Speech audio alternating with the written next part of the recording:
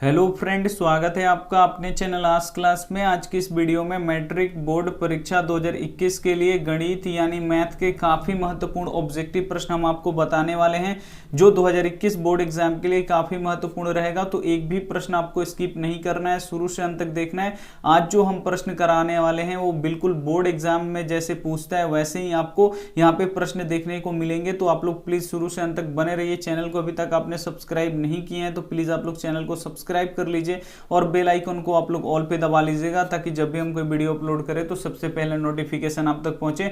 तो आइए शुरू करते हैं यहाँ पे पहले नंबर प्रश्न से। तो पहला प्रश्न देखिए काफी महत्वपूर्ण है। 5 + 3√2 है। यहाँ पे पूछ रहा है कि 5 + 3√2 है, मतलब क्या है ये। ए ऑप्शन है यहाँ पे परिमेय संख्या, बी ऑप्शन है अपरिमेय संख्या, सी ऑप्शन है पूर्णांक, डी ऑप्शन है इनमें से कोई नहीं। तो यहाँ पे बताना है कि 5 + 3√2 क्या है। तो हम पहले भी आपको बता चुके हैं कि पाई और रूट किसी संख्या में रह जाए तो वो संख्या क्या होती है, अपरिमेय होती है। तो यहाँ पे देखिए 5 यहाँ पे +3 और यहाँ पे देखिए क्या है √2 है। तो यहाँ पे देखिए 2 का तो वर्गमूल निकलेगा नहीं। जब 2 का वर्गमूल नहीं निकलेगा तो रूट इसी में रह जाएगा। जब रूट किसी भी संख्या में रह जाता है तो वो संख्या क्या हो जाता है, अपरिमेय हो जाता है। यानी 5 + 3√2 यह एक संख्या है जो कैसी संख्या है, यहाँ पे अपरिमेय संख्या हो जाएगी, क्योंकि इसमें रूट रह जाएगा। पाई और रूट क्या होता है, एक अपरिमेय संख्या होता है, इसीलिए ये क्या है, एक अपरिमेय संख्या है। यानी यहाँ पे बी ऑप्शन क्या हो जाएगा, यहाँ पे बिल्कुल सही हो जाएगा। ये देखते हैं अगला प्रश्न। यहाँ पे अगला प्रश्न यहाँ पे देखिए 2 नंबर प्रश्न है। निम्न में से कौन अभाज्य संख्या है। यहाँ पे बताना है कि इनमें से कौन एक अभाज्य संख्या है। ए ऑप्शन है 28, बी ऑप्शन है यहाँ पे 69, सी ऑप्शन है 71, डी ऑप्शन है यहाँ पे 63। तो यहाँ पे देखिए पूछ रहा है कि कौन अभाज्य संख्या है। तो सबसे पहले आपको अभाज्य संख्या का परिभाषा पता होना चाहिए कि अभाज्य संख्या क्या होता है। तो यहाँ पे देखिए अभाज्य संख्या क्या होता है, जो एक और यहाँ पे खुद के सिवा किसी अन्य संख्या से न कटे उसे हम लोग क्या बोलते हैं, अभाज्य संख्या। जैसे 2 हो गया, 2 यहाँ पे देखिए 1 से कटेगा नहीं तो 2 से कटेगा, तो 2 ये क्या हो गया, अभाज्य संख्या हो गया। 3 देखिए यहाँ पे ये 1 से कटेगा नहीं तो 3 से कटेगा और किसी भी संख्या से नहीं कटेगा, ये भी अभाज्य हो गया। 5 देख लीजिए, यहाँ पे 1 से कटेगा नहीं तो 5 से कटेगा और ये किसी संख्या से नहीं कटेगा। वैसे ही यहाँ पे देख लीजिए 11, यहाँ पे देखिए 1 से कटेगा नहीं तो 11 से कटेगा। तो ये सभी क्या हो गए, अभाज्य संख्या। जो एक और खुद के सिवा किसी अन्य संख्या से नहीं कटते हैं वो अभाज्य संख्या हो गए।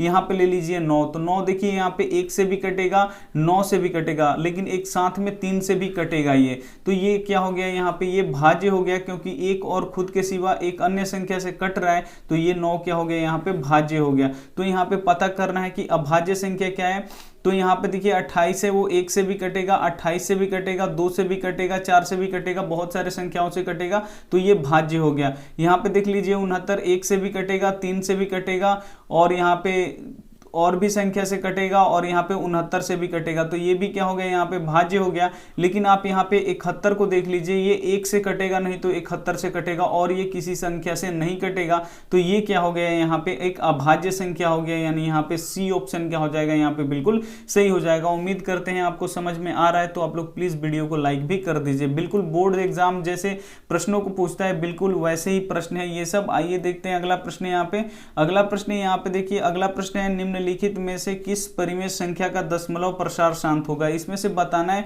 कि किसका दशमलव प्रसार यहाँ पे शांत होगा। तो एक आपको यहाँ पे थोड़ी सी बात आपको जाननी चाहिए। अगर इसका हर का गुणनखंड किया जाए, हर यानी नीचे वाले को बोला जाता है, यहाँ पे किसी भी संख्या का अगर हर का यहाँ पे गुणनखंड किया जाए, अगर उसके हर के गुणनखंड में केवल 2 2 ऐसे आए, 2 2 आए, या केवल यहाँ पे 5 5 आए, और या तो यहाँ पे देखिए या 2 और 5 का मिक्स आए, जैसे यहाँ पे 2 2 आ गया और 5 आ गया, यही सब संख्या है, तो वो क्या होता है, शांत होता है। अगर यहाँ पे किसी हर के गुणनखंड में 2 2 5 भी आए और एक संख्या आ गया यहाँ पे 3, तो ये क्या हो गया, यहाँ पे वो क्या होगा, यहाँ पे दशमलव प्रसार वहां पे वो शांत नहीं होगा। शांत कब होगा, किसी भी संख्या के अगर हर के गुणनखंड किया जाए और वहां पे केवल 2 2 आए, या केवल 5 5 आए, या केवल 2 और 5 के सिवा कोई भी संख्या ना आए, तो वहां पे वो संख्या क्या होती है, शांत होती है। तो ये आपको पता होना चाहिए।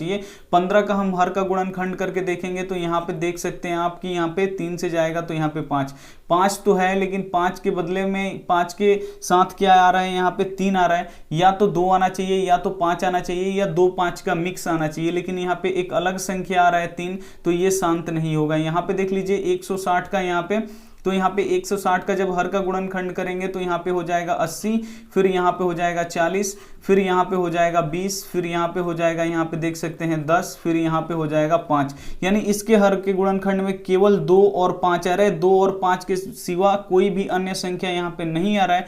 तो यहीं पे हम आपको बताए हैं कि केवल 2 आए या केवल 5 आए या 2 और 5 के सिवा कोई अन्य संख्या न आए तो वो संख्या क्या होती है, वो शांत होती है। यानी यहाँ पे पूछ रहा है किसका दशमलव प्रसार शांत होगा, यानी ये बी वाला ऑप्शन क्या हो जाएगा, यहाँ पे बिल्कुल सही हो जाएगा। 11/160 जो संख्या है ये क्या होगी, यहाँ पे शांत होगी, यानी यहाँ पे बी ऑप्शन क्या हो जाएगा, यहाँ पे बिल्कुल सही हो जाएगा। उम्मीद करते हैं समझ में आ गया होगा। आइए देखते हैं अगला प्रश्न। यहाँ पे अगला प्रश्न यहाँ पे देखिए, अगला प्रश्न काफी महत्वपूर्ण है। 2 लगातार सम संख्याओं का महत्तम समापवर्तक होगा। यहाँ पे बताना है कि 2 लगातार सम संख्या लिया जाए और उसका मौस यानी HCF यानी महत्तम समापवर्तक निकाला जाए तो क्या होगा। ए ऑप्शन है यहाँ पे 0, बी ऑप्शन है यहाँ पे 1, सी ऑप्शन है यहाँ पे 2, डी ऑप्शन है यहाँ पे 4। तो 2 सम संख्या, सम संख्या सबसे पहले समझ लीजिए किसे कहते हैं। सम संख्या जिसमें 2 से भाग लग जाए उसे हम लोग सम संख्या बोलते हैं। जैसे यहाँ पे देख लीजिए 2 हो गया, 4 हो गया, 6 हो गया, यहाँ पे 8 हो गया, ये सभी क्या है, सम संख्या। इन सभी संख्याओं में 2 से भाग लग जाता है और वो पूरी पूरी कट जाती है, तो ये क्या हो गया, यहाँ पे सम संख्या हो गई। और भी संख्या होगी यहाँ पे सम। तो बोल रहा है कोई भी 2 सम संख्या लगातार लेना है आपको। तो यहाँ पे देखिए अगर 2 लेंगे तो इसकी लगातार संख्या कौन है, यहाँ पे 4। 2 के बाद कौन आएगा, सम संख्या 4, तो ये लगातार बोलते हैं इसको। अगर 2 और 4 का हम यहाँ पे महत्तम समापवर्तक यानी मौसा यानी यहाँ पे HCF निकाले तो 2 और 4 का यहाँ पे जब हम HCF निकालेंगे तो 2 दूना यहाँ पे 4 यानी कट जा रहा है। यानी HCF कितना आ रहा है, यहाँ पे 2 आ रहा है। अगर हम यहाँ पे 6 और 8 ले लें और इसका HCF निकालें यहाँ पे, तो यहाँ पे आप लोग देख सकते हैं यहाँ पे 6 एकम 6, यहाँ पे 2 आ गया।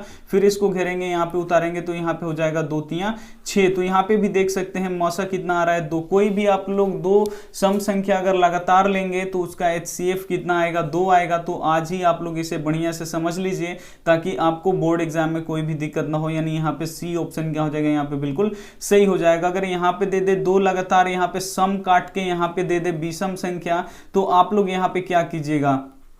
अगर बोल दे कि 2 लगातार विषम संख्याओं का महत्तम समापवर्तक कितना होता है, तो आप लोग को पता होगा विषम संख्या किसे बोलते हैं कि जिसमें 2 से भाग ना लगे उसे हम लोग विषम संख्या बोलते हैं। जैसे हो गया 1, 3 और फिर हो गया 5, फिर हो गया 7, फिर हो गया यहाँ पे 9 डॉट डॉट और भी आगे संख्याएं होंगी। तो यहाँ पे देखिए ये हो गया विषम संख्या। अगर बोला जाए कि विषम संख्याओं का HCF क्या होगा, वो भी लगातार, तो यहाँ पे देखिए 1 और 3 का यहाँ पे निकाला जाए अगर HCF, तो यहाँ पे देखिए 1 तिया 3 यानी यहाँ पे कट जाएगा। फिर यहाँ पे 3 और 5 लगातार लिया जाए, अगर इसका निकाला जाए तो देख सकते हैं आप क्या आएगा, 3 एकम यहाँ पे आएगा 3, फिर आएगा यहाँ पे 2, फिर यहाँ पे उतारना पड़ेगा हमको 3, तो यहाँ पे हो जाएगा 2 एकम 2 और यहाँ पे हो जाएगा 3 में से 2 गया, यहाँ पे 1, यहाँ पे आएगा 2, फिर यहाँ से हम कटाएंगे 2 बार में तो यहाँ पे कट जाएगा 2। यानी यहाँ पे भी HCF कितना आ रहा है, 1 आ रहा है। यानी विषम संख्या होगा लगातार तो उनका HCF कितना आएगा, 1 आएगा। अगर सम रहेगा तो 2 आएगा, ये आपको हमेशा याद रखना है। अगर सम संख्या होगा लगातार, यहाँ पे हम लिख रहे हैं, अगर सम संख्या होगा तो उसका महत्तम समापवर्तक कितना आएगा, 2। और यहाँ पे देखिए विषम होगा तो ये इसका महत्तम समापवर्तक कितना आएगा, यहाँ पे 1। तो ये आपको हमेशा याद रखना है। आइए देखते हैं अगला प्रश्न। यहाँ पे अगला प्रश्न यहाँ पे देखिए बिंदु P 6-5 का भुज है। यहाँ पे देखिए अगर प्रश्न आपको उतना साफ नहीं दिखाई दे रहा होगा तो वीडियो का क्वालिटी आप लोग बढ़ा लीजिएगा।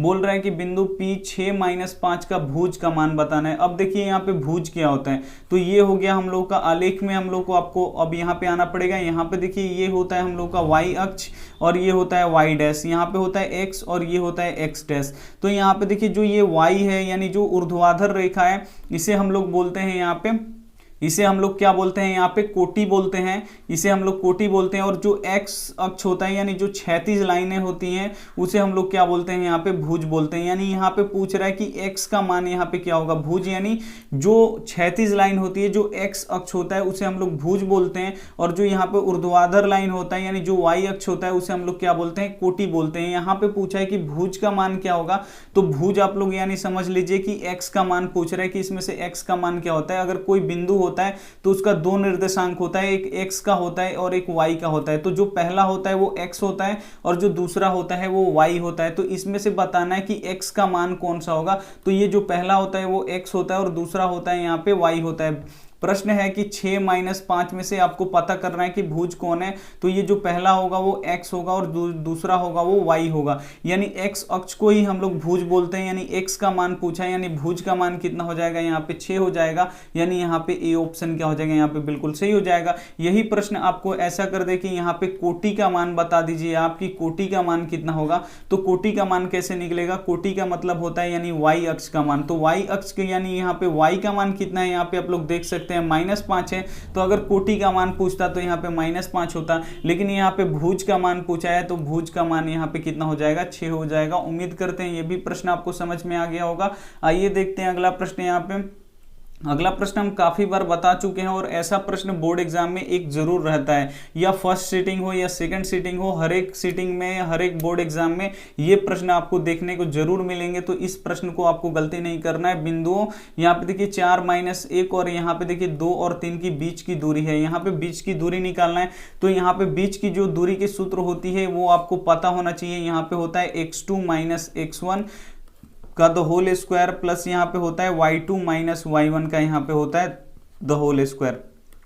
ये क्या होता है, हम लोग का दूरी सूत्र होता है। तो ये आपको पता होना चाहिए कि दूरी सूत्र क्या होता है, √x2 - x1 the whole square plus होता है y2 - y1 the whole square. अब यहाँ पे आपको बस करना क्या है, x2 x1 यहाँ पे y2 y1 का मान रख देना है और सॉल्व कर लेना है। तो सबसे पहले आपको पहचानना पड़ेगा कि x2 क्या है, x1 क्या है। तो यहाँ पे आप लोग देख सकते हैं जो पहला बिंदु है उसका निर्देशांक है यहाँ पे 4 और -1, और जो दूसरा बिंदु है उसका निर्देशांक है यहाँ पे 2 और 3, और इन्हीं दो बिंदुओं के ये जो बीच की दूरी है यही हमको क्या कर देना है, निकालना है। तो जो पहला बिंदु होता है उसमें तो एक x का मान होता है, एक y का मान होता है। तो इसे मान लेते हैं हम x1, इसे मान लेते हैं हम y1। इसमें भी पहला होता है वो x का मान होता है, दूसरा y का। तो यहाँ पे ये x1 मान लिए हैं तो इसको हम लोग को x2 मानना पड़ेगा और इसको हम लोग क्या मानना पड़ेगा, y2। अब बस यहाँ पे y2 x1 है और यहाँ पे y2 y1 का आपको मान रख देना है यहाँ पे। तो अब देखिए यहाँ पे x2 का मान कितना है, आप लोग देख सकते हैं यहाँ पे 2 है, तो यहाँ पे रख देंगे 2, और यहाँ पे देखिए माइनस है। तो बस आपको कुछ भी नहीं करना है, बस यहाँ पे मान रखना है और ज्यों का त्यों उतारते चलना है। यहाँ पे देखिए 2 हो गया x2 का मान, -x1 का मान आप लोग देख सकते हैं यहाँ पे 4 है, तो यहाँ पे रख देंगे हम 4 और उसका स्क्वायर कर देंगे। प्लस यहाँ पे देखिए y2 का मान कितना है, तो आप लोग देख सकते हैं यहाँ पे y2 का मान 3 है, तो यहाँ पे रख देंगे हम 3, और यहाँ पे देखिए पहले से माइनस है तो माइनस। y1 का मान यहाँ पे देखिए कितना है, -1 है। जब यहाँ पे हम माइनस रखेंगे तो यहाँ पे देख सकते हैं आप कि पहले से ही माइनस है, तो माइनस माइनस गुणा होके क्या हो जाएगा, प्लस हो जाएगा, और y1 का मान 1 है तो यहाँ पे रख देंगे 1 और यहाँ पे हो जाएगा स्क्वायर हम लोगों का। अब क्या करना है, आपको घटाव का कार्य करना है। तो 2 में से 4 घटाएंगे तो यहाँ पे बचेगा -2 और उसका हो जाएगा स्क्वायर, और यहाँ पे देखिए 3 और 1 बोल रहा है, तो 3 और 1 कितना हो जाता है, 4, और हो जाएगा इसका स्क्वायर। यहाँ पे देखिए 2 का स्क्वायर जब हम करेंगे यानी -2 का स्क्वायर का मतलब क्या होता है, ये 2 बार गुणा होता है। जब 2 बार गुणा करेंगे यानी माइनस माइनस क्या हो जाएगा, प्लस, और 2 दूना कितना हो जाएगा यहाँ पे 4, तो यहाँ पे 4 लिखेंगे, और प्लस यहाँ पे देखिए 4 का स्क्वायर क्या होता है, यानी 4 2 बार गुणा, यानी 4 चौका यहाँ पे कितना हो जाएगा, 16 हो जाएगा। अब यहाँ पे आप लोग जोड़ सकते हैं, यहाँ पे देख सकते हैं कि 16 और 4 कितना होगा, 20, लेकिन यहाँ पे देख सकते हैं 20 किसी भी ऑप्शन में नहीं है। तो एक स्टेप और आपको जाना पड़ेगा, इसका गुणनखंड करना पड़ेगा। यहाँ पे देखिए क्या होगा, 2 से यहाँ पे हो जाएगा 10 और 2 से हो जाएगा यहाँ पे 5, यानी इसको हम लोग लिख सकते हैं 2 गुणे 2 गुणे यहाँ पे लिख सकते हैं हम लोग 5। अब देख सकते हैं यहाँ पे 2 का जोड़ा लग रहा है, तो जोड़ा लग जाता है तो रूट से बाहर हो जाता है, यानी रूट से 2 क्या हो गया, बाहर हो गया, और यहाँ पे 5 का जोड़ा नहीं लग रहा है तो ये रूट के अंदर ही रह जाएगा, यानी 2√5 क्या हो जाएगा, यहाँ पे बिल्कुल सही हो जाएगा। जो डी ऑप्शन क्या हो जाएगा, यहाँ पे बिल्कुल सही हो जाएगा। ये देखते हैं अगला प्रश्न। यहाँ पे आप लोग प्लीज शुरू से अंत तक बने रहिए। यहाँ पे देखिए समीकरण x² + 2x + 4 = 0 के मूलों का प्रकृति है। यहाँ पे बताना है कि मूलों की प्रकृति यहाँ पे आपको बताना है। तो यहाँ पे देखिए मूलों की प्रकृति बताने के लिए सबसे पहले आपको जिसे हम लोग विवेचक या विविधकर बोलते हैं उसका आपको फॉर्मूला पता होना चाहिए। तो वो फॉर्मूला होता है यहाँ पे b² - 4ac। इसी से ही किसी भी समीकरण का यहाँ पे क्या पता चलता है, मूलों का यहाँ पे अस्तित्व है कि नहीं है, इससे ये पता चलता है। तो यहाँ पे सबसे पहले आपको फॉर्मूला पता होना चाहिए b² - 4ac। b² - 4ac को हम लोग क्या बोलते हैं, विवेचक या विविधकर भी बोलते हैं। ये भी प्रश्न आता है कि b² - 4ac को क्या बोला जाता है, तो विवेचक या विविधकर। तो यहाँ पे अब आपको क्या कर देना है, b का मान और यहाँ पे a का मान और यहाँ पे c का मान बस आपको रख देना है। तो यहाँ पे देखिए अब कहाँ से मिलेगा, तो यहाँ पे देखिए जो x स्क्वायर में गुणा करता है वो a होता है और जो केवल x में गुणा करता है वो b होता है और जिसमें x नहीं होता है वो क्या होता है, यहाँ पे c होता है। बस आपको यहाँ पे रख देना है। b का मान आप लोग देख सकते हैं x स्क्वायर में 2 गुणा कर रहा है यानी b का मान 2 है और इसका स्क्वायर है तो स्क्वायर कर देंगे। यहाँ पे माइनस है तो माइनस, यहाँ पे 4 है तो 4 और ये तीनों क्या होता है, गुणा में होता है। और a का मान आप लोग देख लीजिए, x स्क्वायर में कुछ भी नहीं गुणा कर रहा है, जहाँ पे कुछ भी नहीं होता है वहाँ पे 1 होता है। c का मान आप लोग देख सकते हैं, c का मान यहाँ पे 4 है तो यहाँ पे लिख देंगे 4। तो यहाँ पे अब 2 का स्क्वायर करेंगे तो आप लोग देख सकते हैं 2 का स्क्वायर 4 माइनस यहाँ पे देखिए 4 में 1 से गुणा होगा तो 4, 4 चौका फिर कितना हो जाएगा 16, इसको घटाएंगे तो यहाँ पे आ जाएगा -12। जब माइनस में आ जाता है तो मूलों का कोई अस्तित्व नहीं रह जाता है, यानी वो क्या होता है, अवास्तविक हो जाता है अगर माइनस में आ जाए तो। अगर 0 भी आए तो भी वास्तविक होता है, अगर 1 2 3 अगर प्लस में आए तो वास्तविक है, लेकिन जब माइनस में आ जाए तो वो क्या होता है, अवास्तविक होता है, वहां पे मूलों का अस्तित्व नहीं रह जाता है। यानी यहाँ पे क्या हो जाएगा, सी ऑप्शन क्या हो जाएगा, यहाँ पे बिल्कुल सही हो जाएगा। वीडियो को आप लोग लाइक भी कर दीजिए। आइए देखते हैं अगला प्रश्न। यहाँ पे अगला प्रश्न यहाँ पे देखिए साइन 90 डिग्री माइनस ए, तो क्या होगा, यहाँ पे किसके बराबर होगा। यहाँ पे पूछ रहा है कि साइन 90 डिग्री माइनस ए किसके बराबर होता है। तो यहाँ पे देखिए साइन 90 डिग्री माइनस ए किसके बराबर होता है, तो ये फॉर्मूला होता है sine 90 degree minus theta. Theta की जगह पे क्या दे दिया है यहाँ पे ए, तो ये किसके बराबर होता है, यहाँ पे कॉस ए के बराबर ये होगा। किसके बराबर होगा, साइन 90 डिग्री माइनस थीटा क्या होता है, कॉस थीटा। तो थीटा के जगह पे ए है तो यहाँ पे ए रख देंगे, यानी यहाँ पे कॉस थीटा के बराबर होता है। ये एक फॉर्मूला ही होता है जो आपको याद करना होता है, तो आप लोग इसे याद कर लीजिएगा। एक इससे जरूर प्रश्न रहता है। यहाँ पे देखिए है कि यहाँ पे दूसरा प्रश्न है अगला कि यहाँ पे निम्न में से कौन सेक ए के बराबर है। यहाँ पे बताना है कि इसमें से कौन है जो यहाँ पे सेक ए के यहाँ पे बराबर है। तो यहाँ पे पता लगाना है कि कौन सेक ए के बराबर है। तो यहाँ पे देख सकते हैं लिखा है यहाँ पे ए ऑप्शन है 1/cos ए, 1/cos के, 1/sin ए और यहाँ पे देखिए डी 1/cot ए। तो यहाँ पे सेक ए के फॉर्मूला क्या होता है आपको पता होना चाहिए। सेक का उल्टा क्या होता है, यहाँ पे कॉस होता है यानी कॉस ए। सेक ए किसके बराबर होता है, 1/cos ए के बराबर होता है, यानी यहाँ पे ए ऑप्शन क्या हो जाएगा, यहाँ पे बिल्कुल सही हो जाएगा। ये देखते हैं अगला प्रश्न। यहाँ पे अगला प्रश्न यहाँ पे देखिए कोसेक 44 डिग्री बटा यहाँ पे सेक 46 डिग्री। ये भी एक प्रश्न बोर्ड एग्जाम में हमेशा रहता है। तो आइए इसको कैसे बनाते हैं यहाँ पे समझते हैं। यहाँ पे देखिए कोसेक यहाँ पे 44 डिग्री है और बट्टा यहाँ पे देखिए सेक यहाँ पे लिखा है 46 डिग्री। तो सबसे पहले आपको बनाना होगा तो एक को इसी में से किसी ना किसी एक को आपको चेंज करना होगा। तो हम ऊपर वाले को चेंज करते हैं। यहाँ पे देखिए कोसेक है तो यहाँ पे लिख देंगे हम कोसेक, और यहाँ पे देखिए 44 डिग्री को हम इस तरह भी लिख सकते हैं 90 डिग्री और माइनस यहाँ पे 46 डिग्री। फिर 90 में से 46 घटेगा कितना आ जाएगा, यहाँ पे 44 आएगा। यहाँ पे घटा के देख लीजिए 90 में से अगर हम 46 घटाएंगे तो ये कितना आएगा, 44 आएगा। 44 के बदले हम क्या लिख देंगे यहाँ पे 90 डिग्री और माइनस यहाँ पे 46 डिग्री, और एक को बदल दिए और दूसरे को वैसे ही छोड़ देना है। यहाँ पे आपको लिख देना है सेक 46 डिग्री। अब यहाँ पे देखिए आपका एक फॉर्मूला बन जाता है। यहाँ पे देखिए कोसेक 90 डिग्री माइनस थीटा, तो यहाँ पे क्या होता है कोसेक 90 डिग्री माइनस थीटा क्या होता है सेक, और थीटा की जगह पे कितना है आप लोग यहाँ पे देख सकते हैं 46 डिग्री। तो यहाँ पे लिख देंगे 46 डिग्री और बट्टा यहाँ पे देखिए सेक 46 है तो यहाँ पे भी लिख देंगे नीचे में यहाँ पे सेक यहाँ पे 46 डिग्री। तो अब यहाँ पे देखिए सेक 46 से सेक 46 कट जाएगा, कितना हो जाएगा यहाँ पे 1 आ जाएगा, यानी क्या हो जाएगा यहाँ पे बी ऑप्शन क्या हो जाएगा, यहाँ पे बिल्कुल सही हो जाएगा। ये देखते हैं अगला प्रश्न। यहाँ पे अगला प्रश्न यहाँ पे देखिए काफी महत्वपूर्ण है, 2 नंबर प्रश्न है। यहाँ पे अगला प्रश्न है 2 cos स्क्वायर 60 डिग्री का मान क्या होगा। यहाँ से पूछ रहा है प्रश्न कि 2 cos स्क्वायर 60 डिग्री का मान निम्न में से कौन है। तो यहाँ पे देखिए प्रश्न है कि 2 cos स्क्वायर 60 डिग्री पूछ रहा है, इसका आप क्या कर देना है, आपको मान निकालना है। तो सबसे पहले आपको cos 60 का मान पता होना चाहिए। अगर आपको cos 60 का मान नहीं पता होगा तो ये प्रश्न आपसे नहीं बनने वाला है। तो यहाँ पे देखिए 2 है तो 2 कर देंगे और गुणा यहाँ पे देखिए cos 60 का मान कितना होता है, तो 1/2 होता है, तो यहाँ पे 1/2 लिख देंगे। लेकिन यहाँ पे देखिए स्क्वायर है तो हम क्या कर देंगे, यहाँ पे स्क्वायर कर देंगे। यहाँ पे देखिए 2 और स्क्वायर का मतलब क्या होता है, 2 बार गुणा, तो यहाँ पे कर देंगे हम 2 बार गुणा।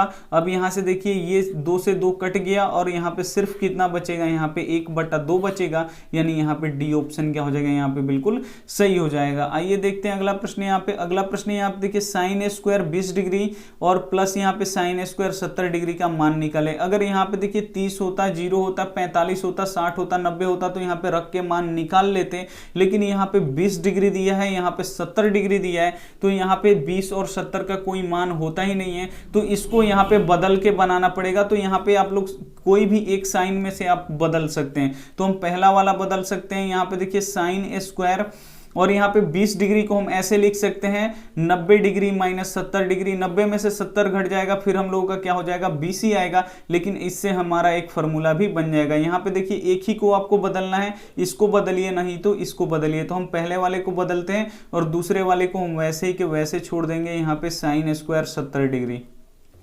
अब देखिए यहाँ पे एक फॉर्मूला बन गया साइन 90 डिग्री माइनस थीटा। क्या होता है यहाँ पे कॉस, और यहाँ पे देखिए स्क्वायर है तो स्क्वायर दे देंगे, और थीटा की जगह पे यहाँ पे कितना है 70 है तो यहाँ पे रख देंगे 70 डिग्री, और प्लस यहाँ पे देखिए साइन स्क्वायर 70 डिग्री है तो यहाँ पे लिख दे रहे हैं हम साइन स्क्वायर 70 डिग्री हो गया। अब यहाँ पे देखिए कॉस स्क्वायर थीटा और यहाँ पे प्लस यहाँ पे है क्या है साइन स्क्वायर थीटा। तो इसको हम लोग सीधा भी लिख सकते हैं ऐसे कि साइन स्क्वायर 70 डिग्री और यहाँ पे देखिए कॉस स्क्वायर यहाँ पे 70 डिग्री। थीटा दोनों का बराबर है तो sine square theta plus cos square theta किसके बराबर होता है, ये 1 के बराबर होता है। ये फॉर्मूला होता है। यहाँ पे लिख दे रहे हैं कि साइन स्क्वायर यहाँ पे थीटा और प्लस यहाँ पे क्या होता है कॉस स्क्वायर थीटा बराबर कितने के बराबर होता है 1, यानी साइन स्क्वायर थीटा यानी दोनों का जो थीटा होना चाहिए, कोण होना चाहिए, वो दोनों का बराबर होना चाहिए। तो यहाँ भी 70 डिग्री है, यहाँ भी 70 डिग्री है, तो यहाँ पे हो जाएगा sine square theta plus cos square theta कितने के बराबर होता है 1 के बराबर होता है। इसीलिए sine square 70 degree cos square 70 degree, ये किसके बराबर होगा 1 के बराबर होगा। आइए देखते हैं अगला प्रश्न। यहाँ पे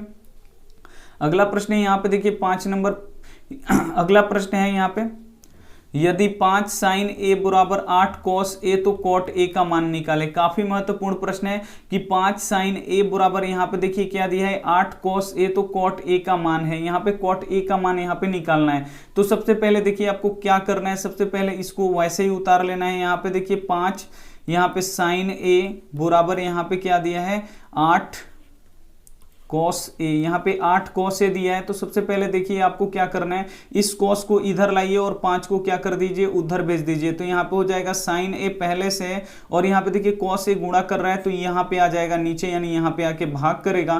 पहले से उधर 8 है और यहाँ पे देखिए 5 इसमें गुणा कर रहा है साइन ए, तो इधर जाएगा तो क्या करेगा भाग करेगा।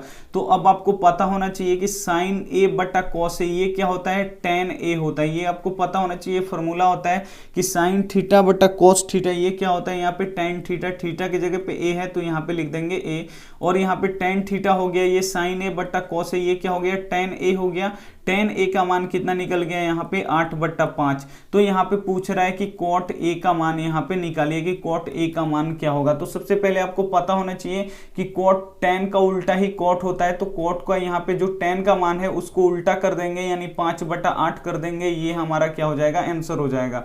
अगर आपको पूरा बनाना है तो आप लोग को यहाँ पे टेन ए यहाँ पे फॉर्मूला होता है, कॉट का क्या होता है उल्टा होता है 1/ यहाँ पे कॉट ए होता है, ये आपको पता होना चाहिए। तो उसके बाद यहाँ पे देखिए क्या करेंगे हम, यहाँ पे क्या कर दीजिए टेन ए का मान यहाँ पे रख दीजिए, अपने आप कॉट ए का मान निकल जाएगा। तो टेन ए का मान यहाँ पे क्या है 8/5 है, तो यहाँ पे रख देंगे हम 8/5 बराबर यहाँ पे क्या हो जाएगा 1/ यहाँ पे कॉट ए। अब यहाँ पे क्या कर लीजिए क्रॉस मल्टीप्लाई कर लीजिए।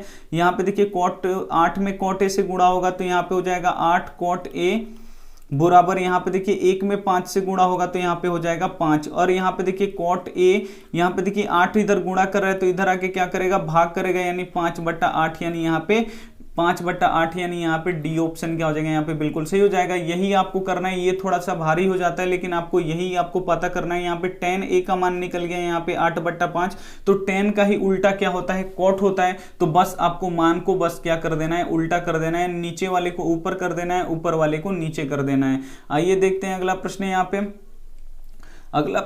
अगला प्रश्न यहाँ पे देखिए, यदि एक अर्धवृत्त का परिमाप 36 सेंटीमीटर हो तो इसकी त्रिज्या क्या होगी। यहाँ पे बताना है कि एक अर्धवृत्त है यानी वृत्त का आधा वृत्त है। यहाँ पे देखिए एक वृत्त है, इसको क्या कर दीजिए आधा कर दीजिए। ये एक अर्धवृत्त है, इसका क्या दिया है परिमाप दिया है, तो इसका परिमाप कितना दिया है यहाँ पे 36 सेंटीमीटर, यानी अर्धवृत्त का यहाँ पे लिख दे रहे हैं हम, यहाँ पे अर्धवृत्त का परिमाप, अर्धवृत्त का परिमाप कितना दिया है यहाँ पे 36 दिया है, तो यहाँ पे लिख देंगे हम 36। तो सबसे पहले यहाँ पे देखिए जो अर्धवृत्त का परिमाप होता है उसका आपको फॉर्मूला पता होना चाहिए। तो अर्धवृत्त के परिमाप का फॉर्मूला क्या होता है, पूरे वृत्त का परिमाप का फॉर्मूला होता है 2πr। तो आधा वृत्त का परिमाप कितना हो जाएगा, यहाँ पे πr हो जाएगा। लेकिन यहाँ पे देखिए एक एक्स्ट्रा लाइन ये बन रहा है, ये क्या है, यहाँ पे 2 ठो त्रिज्या है, तो यहाँ पे 2 त्रिज्या भी जोड़ना पड़ेगा, यहाँ पे 2r। अर्धवृत्त का परिमाप का फॉर्मूला क्या होता है, यहाँ पे πr प्लस क्या होता है 2r, तो ये आपको याद होना चाहिए। तो यहाँ पे लिख दे रहे हैं हम πr और प्लस यहाँ पे हो गया 2r बराबर उधर कितना हो गया यहाँ पे 36। तो अब देख सकते हैं आप पाई इधर, यहाँ पे r इधर भी है और दोनों में है, तो हम कॉमन ले लेंगे, तो इधर से बचेगा हम लोग का पाई और इधर बचेगा हम लोग का यहाँ पे 2 बचेगा। दोनों में r है तो हम उसको बाहर निकाल दिए, उधर बच गया हम लोग का 36। तो अब देखिए यहाँ पे पाई का मान रख दीजिए, पाई का मान कितना होता है 22/7, यानी r पाई का मान रख देते हैं हम 22/7 और यहाँ पे प्लस हो गया 2 और उधर हो जाएगा हम लोग का 36। अब यहाँ पे बट्टा का जोड़ बना लीजिए, यहाँ पे 7 और 1 का लघुत्तम हो जाएगा 7 और इधर हो जाएगा 22 और प्लस यहाँ पे देखिए 1 से 7 में जाएगा तो 7 और यहाँ पे 7 दूना कितना हो जाएगा यहाँ पे 14 और उधर कितना हो गया हम लोग का 36। तो r इंटू यहाँ पे देखिएगा 22 में 14 जोड़ेंगे तो कितना हो जाएगा यहाँ पे 36 और बट्टा यहाँ पे हो जाएगा 7 और उधर हो जाएगा हम लोग का 36। तो अब देखिए ये इधर गुणा कर रहे हैं तो उधर जाके क्या करेगा, भाग करेगा। भाग करने का मतलब क्या होता है, पलट जाता है, यानी नीचे वाला कहाँ चला जाएगा ऊपर और ऊपर वाला कहाँ चला जाएगा नीचे, यानी 7 चला जाएगा ऊपर और 36 आ जाएगा यहाँ पे नीचे। 36 से 36 कट जाएगा, r बराबर हम लोग का कितना निकल गया यहाँ पे 7 निकल गया, यानी यहाँ पे 7 सेंटीमीटर क्या हो जाएगा यहाँ पे बिल्कुल सही हो जाएगा, यानी यहाँ पे बी ऑप्शन क्या हो जाएगा यहाँ पे बिल्कुल सही हो जाएगा। ये आपको फॉर्मूला पता होना चाहिए। अर्धवृत्त का परिमाप का फॉर्मूला क्या होता है, यहाँ पे πr प्लस 2r होता है। आइए देखते हैं अगला प्रश्न। यहाँ पे एक वृत्त का क्षेत्रफल 154 सेंटीमीटर है, तो इसका व्यास यहाँ पे बताना है कि एक वृत्त है, मान लीजिए ये एक वृत्त है, इसका क्षेत्रफल दिया है 154 सेंटीमीटर स्क्वायर। तो यहाँ पे आपको क्या करना है, जो इसका व्यास है वो आपको निकालना है। तो सबसे पहले जो दिया है उसको लिख लीजिए, वृत्त का क्षेत्रफल दिया है तो यहाँ पे लिख देते हैं हम वृत्त का क्षेत्रफल। वृत्त का यहाँ पे क्षेत्रफल कितना दिया है 154 सेंटीमीटर स्क्वायर, तो यहाँ पे लिख देंगे 154 सेंटीमीटर स्क्वायर। अब आपको वृत्त का यहाँ पे क्षेत्रफल का फॉर्मूला पता होना चाहिए। तो वृत्त के क्षेत्रफल का फॉर्मूला क्या होता है, पाई r स्क्वायर होता है, बराबर इधर हो गया हम लोग का 154 सेंटीमीटर यहाँ पे हो गया स्क्वायर। तो पाई का मान यहाँ पे रख दीजिए, पाई का मान क्या होता है 22/7 और यहाँ पे क्या हो गया r स्क्वायर हो गया। और यहाँ पे कितना, इधर कितना है 154 है, तो यहाँ पे हम लिख देंगे 154 सेंटीमीटर स्क्वायर। उसके बाद यहाँ पे देखिए आप लोग क्या होगा 22/7 इधर गुणा कर रहा है तो इधर आके क्या करेगा, भाग करेगा, यानी इधर r स्क्वायर बचेगा, बराबर उधर क्या है यहाँ पे 154 पहले से, तो 154 पहले से लिख देंगे। और यहाँ पे देखिए जो 22/7 गुणा कर रहा है इधर आके भाग करेगा, यानी मतलब क्या हुआ, यानी 7 ऊपर चला जाएगा और 22 कहाँ पे आ जाएगा, नीचे आ जाएगा। तो यहाँ से 22 से जब कटाएंगे 154 तो ये 7 बार में कटेगा, यानी r स्क्वायर बराबर कितना हो जाएगा, 7 में 7 से गुणा होगा यानी 49 हो जाएगा।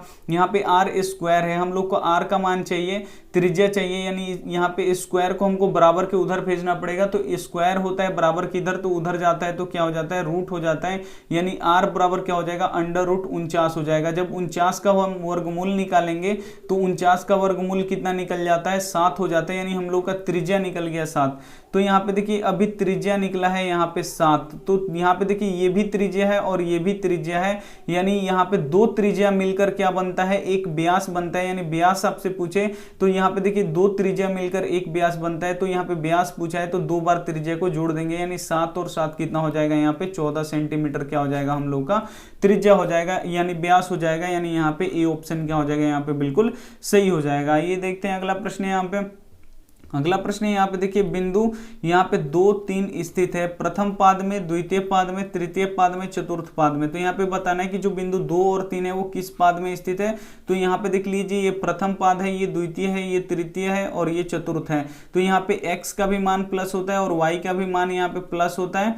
यहाँ पे दूसरे पाद में क्या होता है, x का मान माइनस में होता है लेकिन y का मान यहाँ पे प्लस में होता है। इसमें देखिए x का भी मान माइनस में होता है और y का भी मान यहाँ पे माइनस में होता है, और यहाँ पे देखिए x का मान यहाँ पे क्या होता है, यहाँ पे प्लस में होता है, लेकिन y का मान यहाँ पे क्या होता है, माइनस में होता है। तो यहाँ पे देखिए दोनों जो मान है वो प्लस में, x का भी मान प्लस में है, y का भी मान प्लस में। तो यहाँ पे प्लस प्लस किस में आ रहा है, प्रथम चतुर्थांश में यानी प्रथम पाद में, यानी यहाँ पे क्या हो जाएगा, ए ऑप्शन क्या हो जाएगा, यहाँ पे बिल्कुल सही हो जाएगा। आइए देखते हैं अगला प्रश्न। यहाँ पे अगला प्रश्न यहाँ पे देखिए, यदि किसी त्रिज्या खंड के केंद्रीय कोण का माप यहाँ पे थीटा तथा त्रिज्या आर है तो इसके चाप की लंबाई क्या होगा। तो ये आपको पता होना चाहिए, काफी महत्वपूर्ण फॉर्मूला होता है यहाँ पे चाप की लंबाई का, यानी होता है थीटा बटा 360 गुणे 2 पाई आर, यही होता है थीटा बटा 360 गुणे 2 पाई आर होता है। तो यहाँ पे क्या कर दिया है कि जो ये 2 पाई आर है इसको ऊपर लिख के गुणा कर दिया है। तो यानी यहाँ पे देखिए क्या हो जाएगा, अगर हम थीटा, अब यहाँ पे देखिए ऐसे तो दिया नहीं है तो इसको हम लोग इसी के फॉर्म में लिख देंगे। यहाँ पे देखिए ऊपर में गुणा कर देंगे तो 2 पाई आर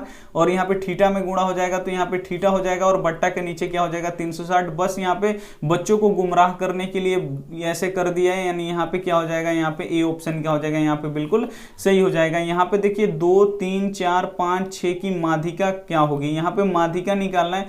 तो माध्यिका निकालने के लिए सबसे पहले यहाँ पे बढ़ते हुए क्रम में लिखना पड़ता है। तो यहाँ पे देखिए बढ़ते हुए क्रम में लिखा ही है, तो आपको क्या करना है, बीच वाली संख्या इसमें से पता कर लेना है। तो यहाँ पे देखिए इधर से भी 2 छोड़ दीजिए, इधर से भी 2 छोड़ दीजिए, जो बीच वाली होगी वही क्या हो जाएगा, यहाँ पे माध्यिका हो जाएगा, यानी यहाँ पे बी ऑप्शन क्या हो जाएगा, यहाँ पे बिल्कुल सही हो जाएगा। आइए देखते हैं अगला प्रश्न। यहाँ पे अगला प्रश्न देखिए, यहाँ पे होमवर्क प्रश्न है, इसका जवाब आपको क्या कर देना है, कॉमेंट में कर देना है। यहाँ पे देखिए 24 15 22 13 9 10 तथा 30 का परिसर ज्ञात करें। यहाँ पे आपको परिसर ज्ञात करके बताना है। ए ऑप्शन है 22, बी ऑप्शन है 24, सी ऑप्शन है 9, डी ऑप्शन है 21। जो भी आपका आंसर आए आप हमें कमेंट कर दीजिएगा। अगर वीडियो अच्छी लगी हो तो वीडियो को आप लोग जरूर लाइक कर दीजिए, अपने दोस्तों के पास जरूर शेयर कीजिएगा। चैनल को अभी तक आपने सब्सक्राइब नहीं किया तो प्लीज आप लोग चैनल को सब्सक्राइब भी कर लीजिएगा। थैंक यू फॉर वॉचिंग, मिलते हैं अगले वीडियो में, तब तक अपना ध्यान रखिए, टेक केयर एंड बाय।